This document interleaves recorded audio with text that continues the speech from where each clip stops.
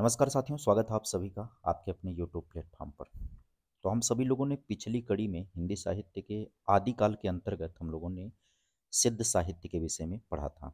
आज की इस कड़ी में हम सभी लोग अध्ययन करने वाले हैं आदिकाल यानी हिंदी साहित्य के इतिहास के आदिकाल के अंतर्गत नाथ साहित्य का अध्ययन करने वाले हैं। मोस्ट इम्पॉर्टेंट टॉपिक आपका ये होता है हिंदी साहित्य के इतिहास के अंतर्गत। यहाँ से सवाल आपके क्वेश्चन पूछे जाते हैं आपके एग्जाम में, चाहे फिर वो आपका एग्जाम आगामी टीजीटी पीजीटी का हो या फिर आप बीपीएससी टीयर 4 के लिए अगर आप तैयारी कर रहे हैं तो उसके लिए भी ये महत्वपूर्ण होने वाला है। बात हम करने वाले हैं नाथ साहित्य को लेकर के। अब नाथ साहित्य के विषय में, नाथ साहित्य है क्या? तो आदिकाल में भगवान शिव के उपासक कवियों के द्वारा जनभाषा में जिस साहित्य की रचना की गई उसे नाथ साहित्य के नाम से जाना गया। नाथ शब्द का जो ना का अर्थ होता है उसका मतलब होता अनादि, और था का जो अर्थ होता है वो होता है भुवन त्रय। यानी कि नाथ शब्द का अर्थ होगा वह अनादि धर्म जो भुवन त्रय की स्थिति का कारण हो, यानी जो तीनों लोक के स्थिति के कारण होते हैं, वही अनादि धर्म जो है जिसके कारण भुवन त्रय मतलब इस संसार के जो त्रिलोक होते हैं उस त्रिलोक के स्थिति का कारण जो होता है वही होता है नाथ। दूसरे शब्दों में कहें कि नाथ वह शब्द है जो मोक्ष प्रदान करता है। क्या प्रदान करता है? मोक्ष प्रदान करता है। नाथ संप्रदाय की अगर हम बात करें तो पीछे हम लोगों ने जब सिद्ध परंपरा का अध्ययन किया था तो सिद्ध परंपरा के अंतर्गत हमने आपको चर्चा में बताया था ये कि नाथ संप्रदाय को सिद्धों की परंपरा का विकसित रूप माना जाता है, क्योंकि जो नाथों में जो सिद्धों में अंतिम सिद्ध जो थे वही तो नाथ फिर हो गए। नाथ साहित्य के प्रवर्तक गोरखनाथ को माना जाता है। इनकी साधना सिद्ध साधना से अलग थी। इस संप्रदाय के रचनाकारों ने सिद्ध साहित्य को और अधिक पल्लवित किया। इन्होंने सिद्धों के द्वारा अपनाए गए योग मार्ग को हठ योग साधना मार्ग के रूप में अपनाया। तो ये सवाल आपके लिए महत्वपूर्ण हो जाता है कि सिद्धों के योग मार्ग को नाथों ने किस रूप में अपनाया था? तो नाथों ने उसी को हठ योग साधना मार्ग के रूप में स्वीकार किया था। इस संप्रदाय ने शैव मत के सिद्धांतों को स्वीकार किया, शिव को आदिनाथ माना। इन्होंने मूलतः संयम तथा सदाचार पर बल दिया। नाथ संप्रदाय को अनेक नामों से जाना जाता है, जैसे सिद्ध मत, योग मार्ग, योग संप्रदाय, अवधूत मत, सिद्ध मार्ग आदि। नाथ संप्रदाय में नाथ शब्द का अर्थ क्या हो गया? मुक्ति देने वाला। इन्होंने अपने साहित्य में स्पष्ट किया है कि मुक्ति सांसारिक आकर्षणों एवं भोग विलास से है। यानी कि जहाँ पर पंचमकार के सेवन की बात की गई सिद्धों के द्वारा, वहीं पर नाथों ने इससे हट करके अपना मत रखा और नाथों ने एक तरीके से मुक्ति की बात करी सांसारिक आकर्षण और भोग विलास से। अब यहाँ पर कुछ जरूरी सूचनाएं आपको दे दें, जो कि नाथ पंथ के प्रवर्तक के रूप में अगर आपसे पूछा जाए तो मच्छेंद्र नाथ हो जाते हैं। नाथ साहित्य के प्रवर्तक के रूप में पूछा जाए तो गोरखनाथ हो जाएंगे। हालांकि ये बहुत से लोगों के लिए एक विवादित रहता है, इसको लेकर के डाउटफुल रहते हैं कि है क्या।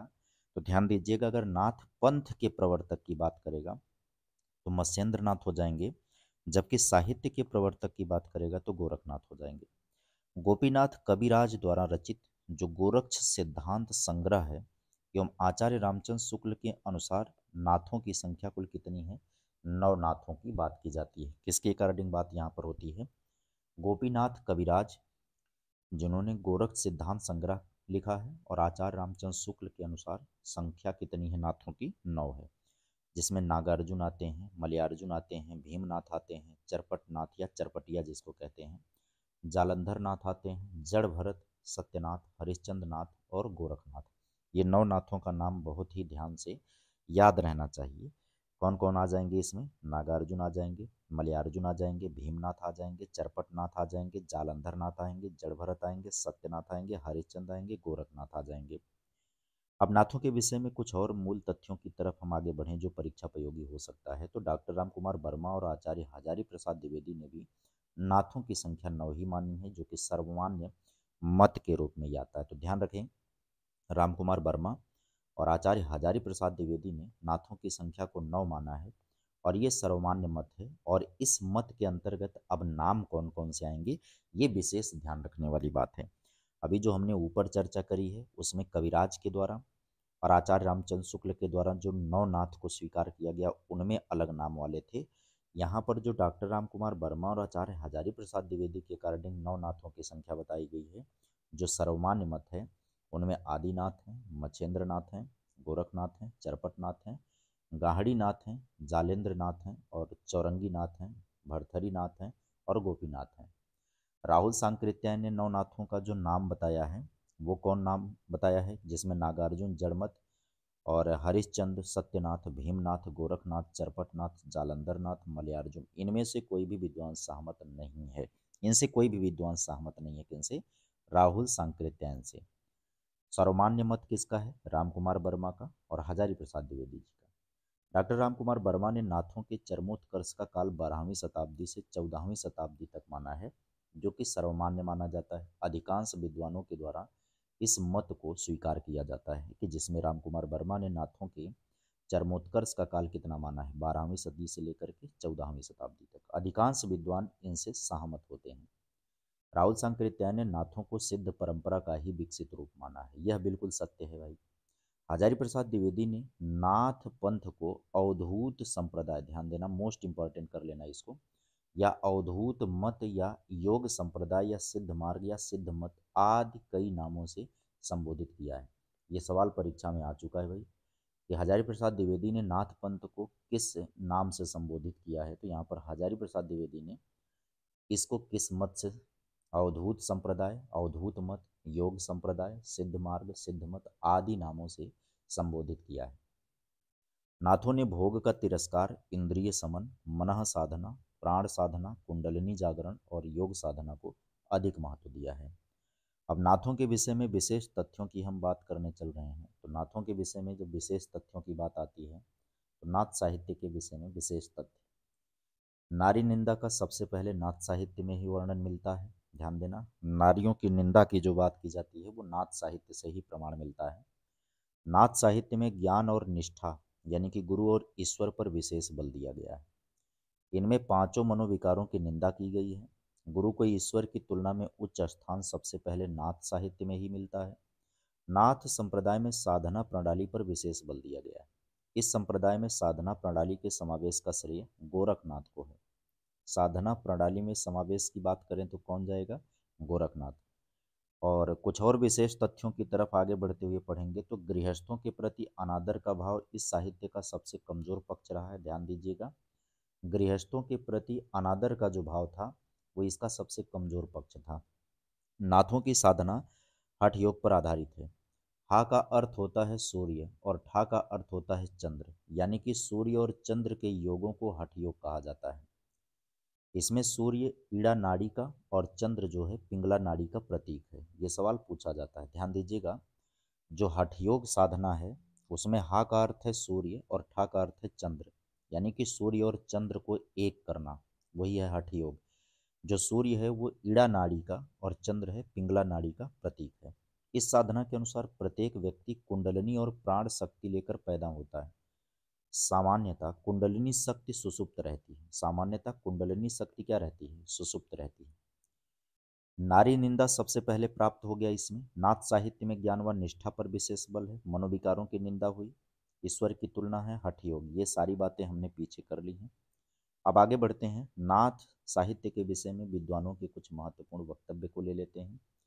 इनमें सर्वप्रमुख तौर पर आएंगे नगेंद्र के शब्दों में बात करें अगर हम तो सिद्धों के वाम मार्गी भोग प्रदान प्रणाली की प्रतिक्रिया यानी कि विरोध के स्वरूप आदि काल में नाथ पंथियों की हठयोग साधना की प्रणाली प्रारंभ होती है। ये डॉक्टर नगेंद्र कहते हैं। राहुल सांकृत्यायन का कहना है कि नाथ पंथ सिद्धों की परंपरा का ही विकसित रूप है। मोस्ट इंपॉर्टेंट कर लीजिएगा, सिद्धों की परंपरा का विकसित रूप ही नाथ पंथ है। यह वक्तव्य राहुल सांकृत्यायन का है। डॉक्टर रामकुमार वर्मा के शब्दों में नाथों के चरमोत्कर्ष का काल 12वीं शताब्दी से लेकर के 14वीं शताब्दी के मध्य रहा है।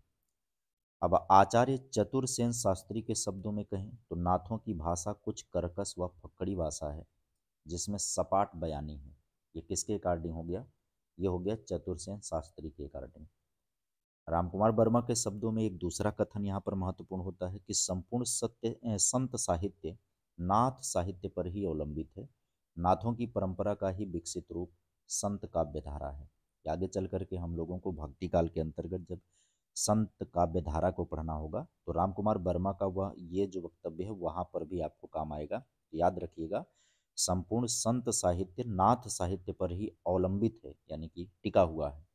नाथों की परंपरा का ही विकसित रूप क्या है भाई? संत काव्य काव्य धारा। ये डॉक्टर राम कुमार वर्मा कहते हैं। आगे की कड़ी में देखें तो नाथ पंथ सिद्धों की परंपरा का ही विकसित रूप है, राम कुमार वर्मा हो गया।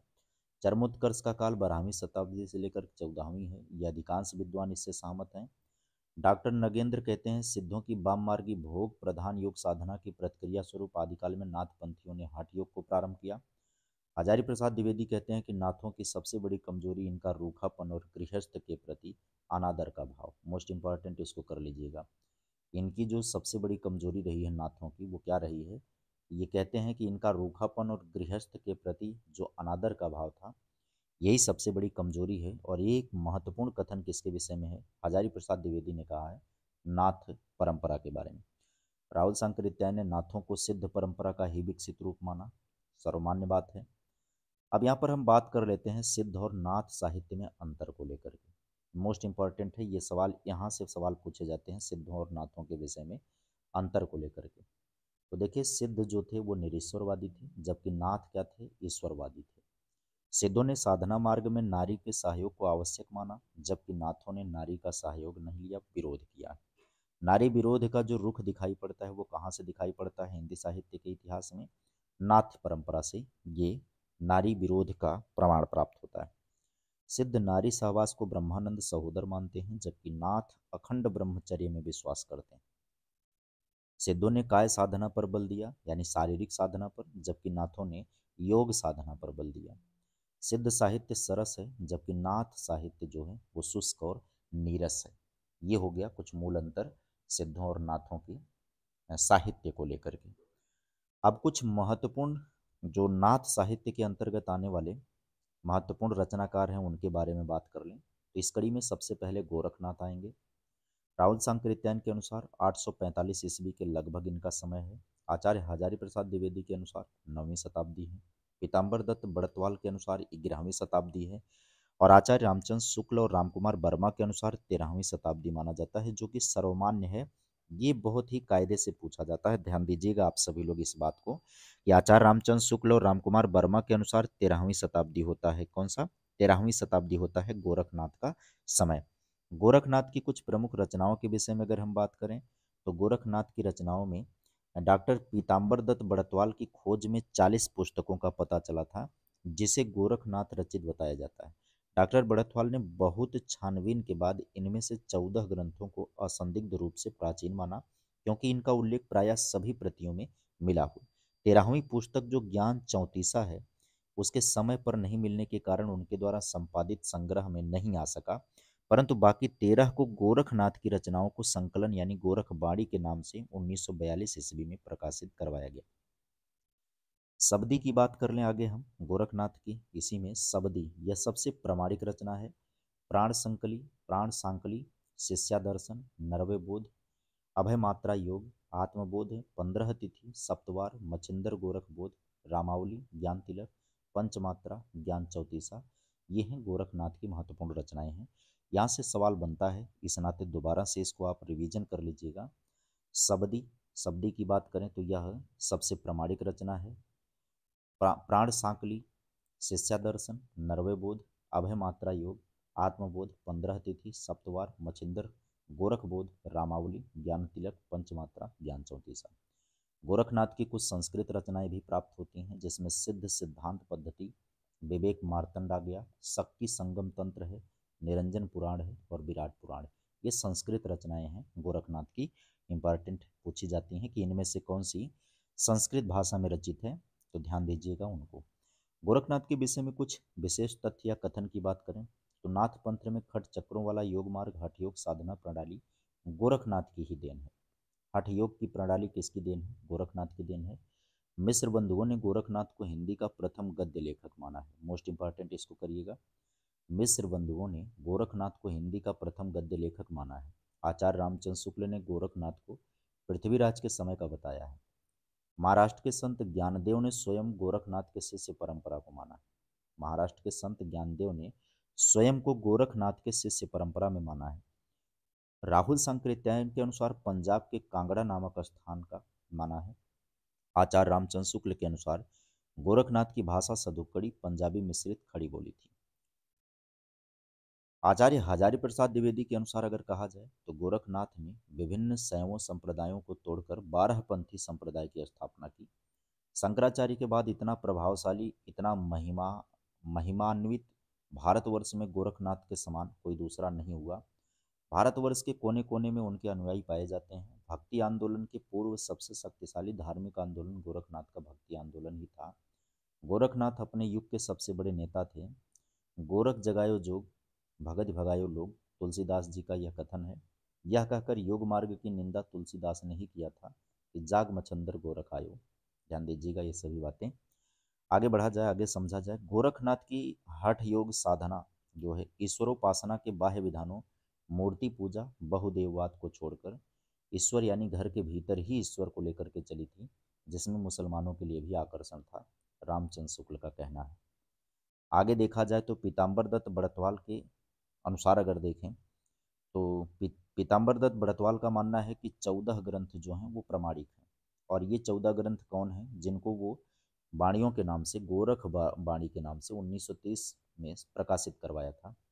इसमें जो 14 हैं ग्रंथ, उसमें शब्द हैं, पद हैं, शिष्यादर्शन है, प्राण सांकली है, नरवे बोध है, आत्मबोध है, अभिमात्रा योग है, 15 तिथि है, सप्तवार है, मच्छिंद्र गोरख बोध है, रोमावली है, ज्ञान तिलक है, ज्ञान चौतीसा, पंचमात्रा। महत्वपूर्ण है, ध्यान से इसको याद रखिएगा। ये 14 ग्रंथ जो हैं गोरखवाणी में प्रकाशित हैं। इनके संस्कृत भाषा में लिखे गए ग्रंथों में सिद्ध सिद्धांत पद्धति है, विवेक मार्तंड है, शक्ति संगम तंत्र है, निरंजन पुराण है, बैराट पुराण है, गुरोक्त शतक है और योग सिद्धांत पद्धति, योग चिंतामणि। हजारी प्रसाद द्विवेदी की अकॉर्डिंग बात करें तो हजारी प्रसाद द्विवेदी ने इनकी 28 पुस्तकों का उल्लेख किया है। गोरखनाथ का मुख्य स्थान गोरखपुर है। शंकराचार्य के बाद इतना प्रभावशाली और इतना महिमान्वित भारतवर्ष में दूसरा नहीं। भारतवर्ष के कोने कोने में उनके अनुयायी आज भी पाए जाते हैं। आज भक्ति आंदोलन के पूर्व यदि कहा जाए सबसे शक्तिशाली धार्मिक आंदोलन तो गोरखनाथ का भक्ति मार्ग ही था।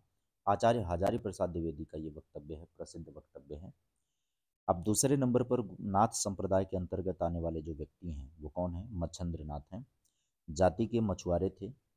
मीननाथ, मीनानाथ, मीनपाल, मच्छिंद्रपाल आदि नामों से ये प्रसिद्ध हुए। या जालंधर नाथ के शिष्य और गोरखनाथ के क्या थे? गुरु थे। मच्छिंद्रनाथ वाम मार्ग पर चलने वाले और गोरखनाथ ने इनका उद्धार किया। मच्छिंद्र की 4 पुस्तकें हैं। उनके पदों का संकलन आचार्य हजारी प्रसाद द्विवेदी ने नाथ सिद्धों की बाणियों के शीर्षक से कराया था।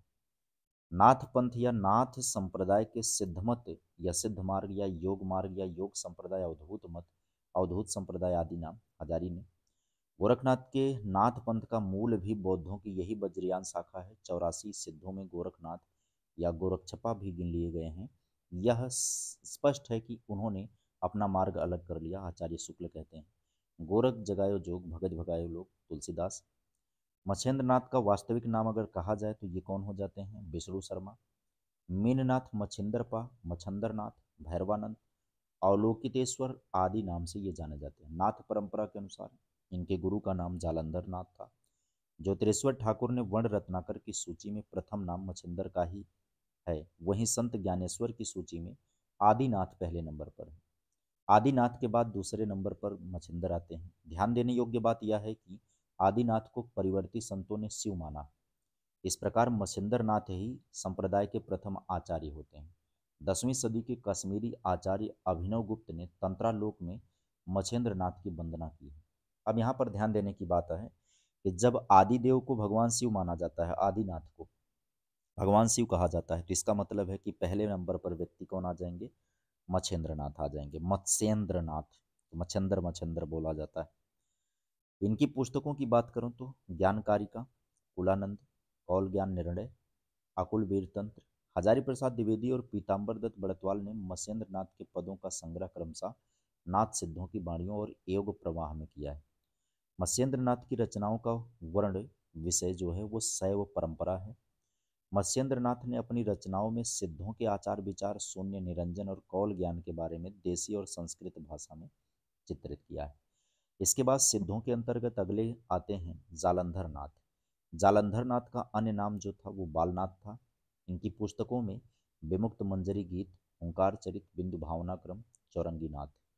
चौरंगी नाथ के गुरु जो थे वो गोरखनाथ थे। इनका जो है प्राण सांकली इनकी रचना है। इनका अन्य नाम पूरन भगत भी था। इसके बाद चरपटनाथ या चरपटिया आते हैं, जिनका चरकानंद मूल नाम था। चरपटनाथ के गुरु गोरखनाथ हैं। यहाँ तक हम सभी लोगों ने नाथ संप्रदाय का अध्ययन करके समाप्त कर लिया। अब अगली कड़ी में हम सब मुलाकात करेंगे तो चर्चा होगी रास या जैन साहित्य के विषय में। नाथ साहित्य को हमने कंप्लीट कर लिया, अब हम रास या जैन साहित्य के बारे में पढ़ेंगे।